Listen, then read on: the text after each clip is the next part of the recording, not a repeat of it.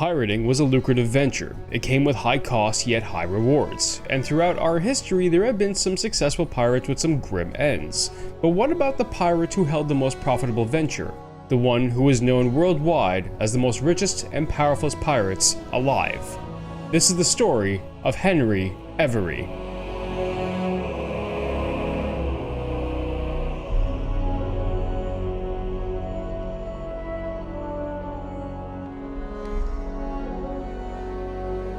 Scholars believe Henry Every was born around 1659 on August 20th in a small village of Newton Ferrers. Now this is also not necessarily validated, as there is contradicting information suggesting that Every was also born in 1653 in Cattletown, Plymouth, or in 1665.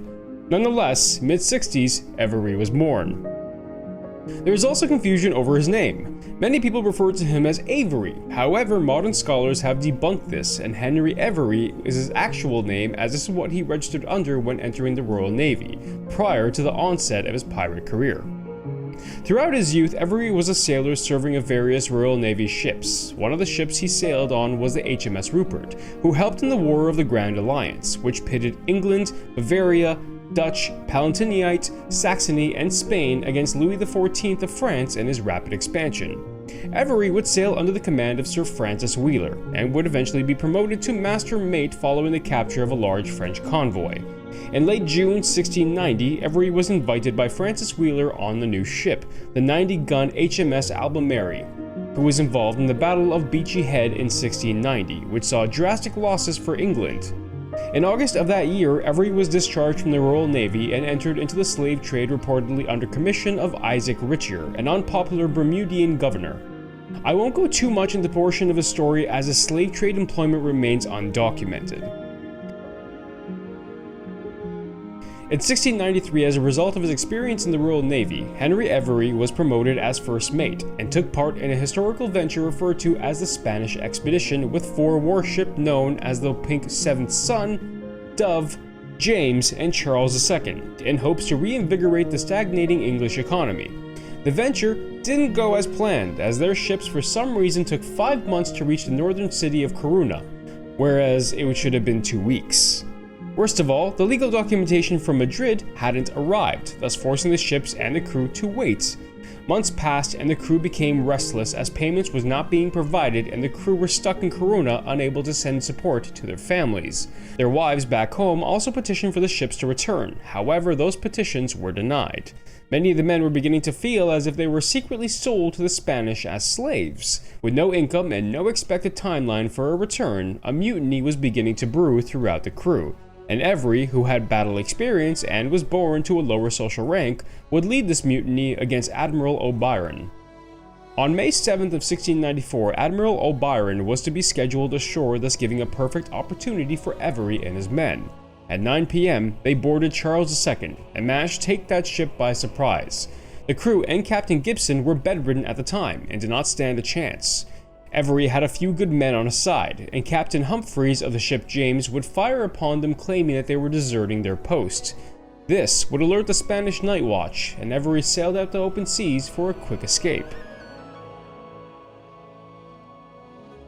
Once out to sea, Every would give the crew of Charles II an option to voluntarily stay or leave. According to Charles Elms, Every's words to Gibson were as followed: "If you have a mind to make one of us, we will receive you, and if you turn sober and attend to business, perhaps in time I may make you up for lieutenants. If not, here's a boat, and you shall be set on shore." The captain would leave, and take a few men alongside him. The only person Every did not allow to voluntarily leave was the onboard surgeon, as his services were too important to forego.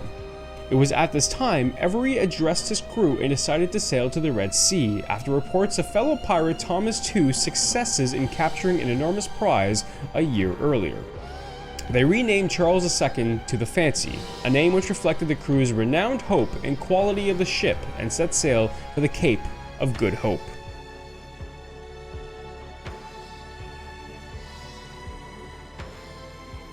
Every would have many successful raids during his pirating time, robbing 3 English merchantmen from Barbados, tricking a chieftain under the false notion of trade only to rob him of his wealth, capturing 2 Danish privateers and stripping their boats of ivory and gold, and many more. Throughout 1694 to 1695, his crew would grow to an outstanding 150 men, some who wanted to be there while others slaved to the vessel.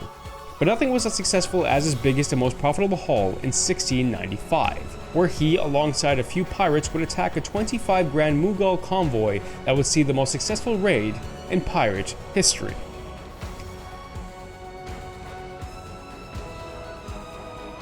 In August of 1695, the Fancy would reach the Straits of Bab el-Mandeb, where Every would join forces with fellow pirates Thomas II, Joseph Farrow, Richard Want, William Mays, and Thomas Wake, and take lead commanding 440 men to attack the 25-ship convoy of Grand Mughal ships, including the enormous 1,600-ton ganj-i-sawai and its escort, the 600-ton Feta Muhammad.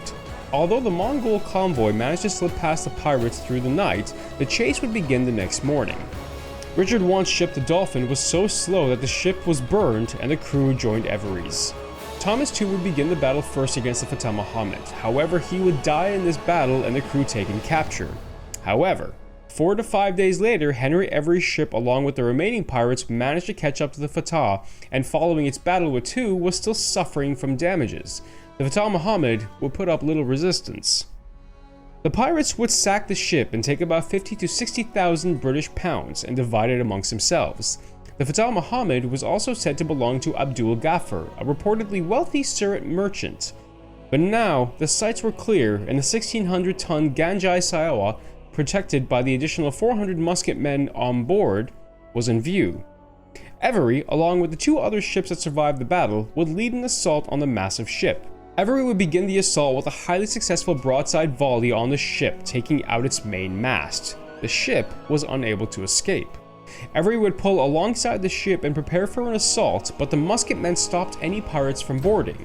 It didn't look good, that is until a large cannon on board the ganj-i-sawai would explode, killing many and demoralizing the Indian crew. Every would take advantage of the confusion and begin boarding the ship. The hand-to-hand battle would last 2 to 3 hours. Following their victory, the spoils were plenty. However, there was treasure on board hidden from the pirates, and the methods they used to get this information was barbaric. Referred to as an orgy of horror, the pirates would rape, kill, and torture the Ganji's crew and gain information on where the remaining treasure was hidden. The treasure would be found and the pirates left the remaining crew on an empty and bare ship.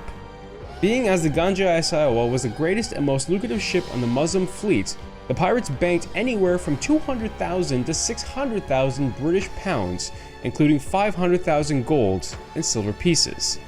This would make Every the most richest pirate in history. However, his actions against the fleet and the barbaric measures they utilized to get the information created a lot of instability between England and India.